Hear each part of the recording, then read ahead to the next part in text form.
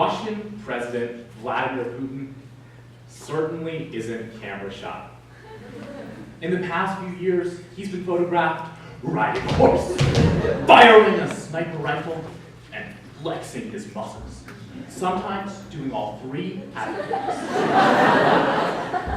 But Putin enjoys flexing his political muscle as well, as he's proved in international conflicts in battlefields from Ukraine to Syria. And it's that aggression that has investors, politicians, and businessmen across the world asking themselves the same crucial question. Is Russian reconciliation with the West likely anytime soon?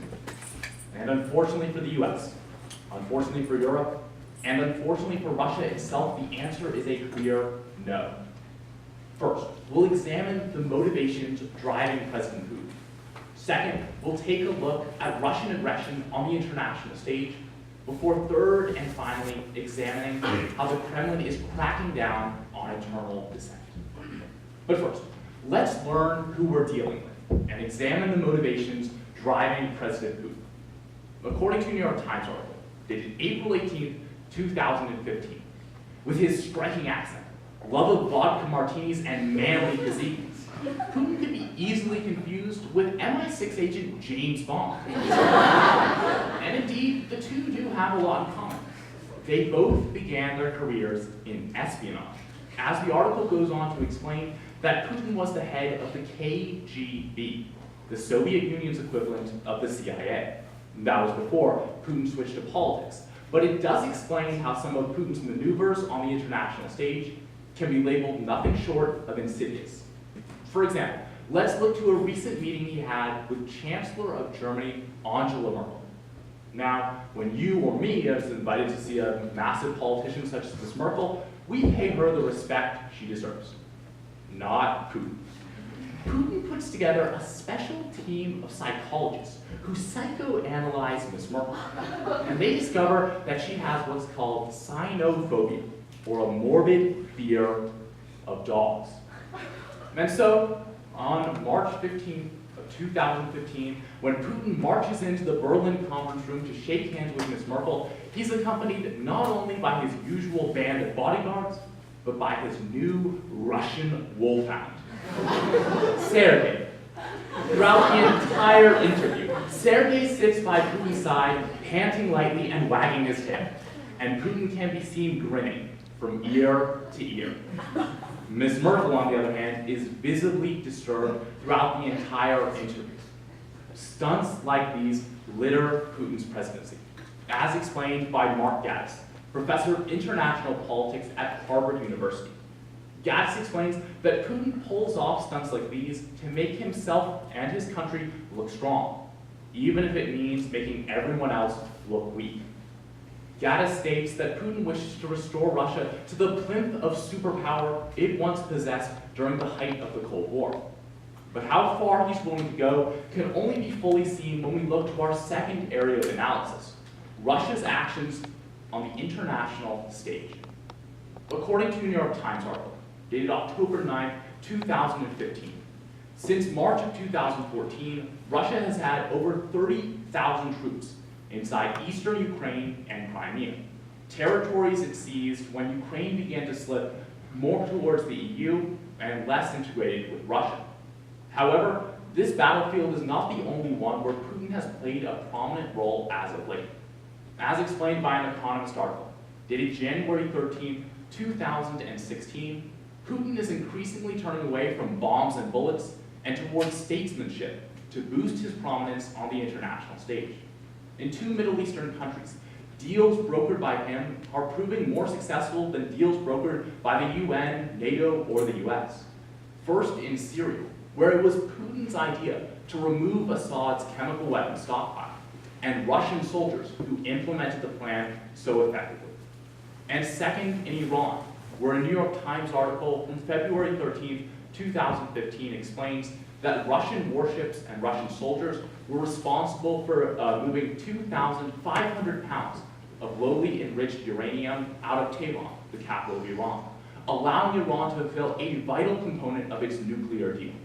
So in the terms of aggression and in terms of statesmanship, Putin is bolstering Russia's importance on the international stage. But there are some who disagree with Putin's policies more and more in the recent years. And that's why, for our third area of analysis, we must look to the Kremlin and how it's cracking down on internal dissent. According to an Economist article from January 13, 2016, as a result of falling standard of living inside Russia, as fuel and food prices rise as a result of economic sanctions levied against the Russian economy in response to its aggression in Ukraine, more and more people are voicing their anger with Putin's politics.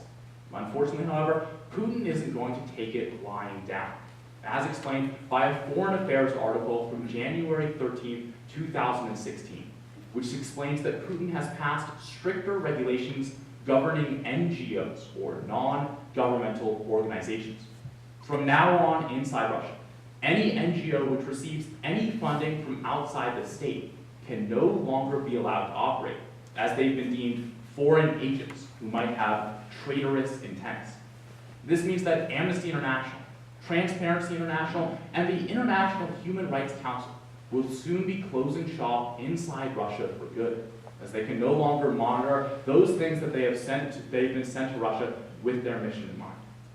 However, sometimes Putin chooses to forgo the rules and regulations and simply turn to the rifle, as was seen on February 19, when opposition leader Boris Nemtsov, opposition to Putin, was gunned down in the streets not 100 yards from the Kremlin, shot 5 times in the back. A New York Times article from February 25, 2015 explains that Nemtsov was shot 5 times in the back at close range near the Kremlin, which, for any of you who have watched Mission Impossible: Ghost Protocol, know is one of the most secure buildings in the entire world. So it's no surprise that there were many security cameras focused on the street where Nemtsov was walking.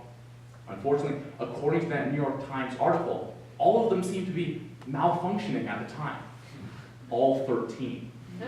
Never fear. Putin stated he would take personal charge of the investigation and has already concluded that the killers were Chechen separatists who, oddly, had voted for Mr. Nemtsov in the past election. However, no matter which way you cut it, when we return to today's crucial question, is Russian reconciliation with the West likely anytime soon? We have to acknowledge that the answer, for better or for worse, is a clear no. First, we took a look at the motivations driving Vladimir Putin, how he needed to make himself look strong, even if it meant making others look weak.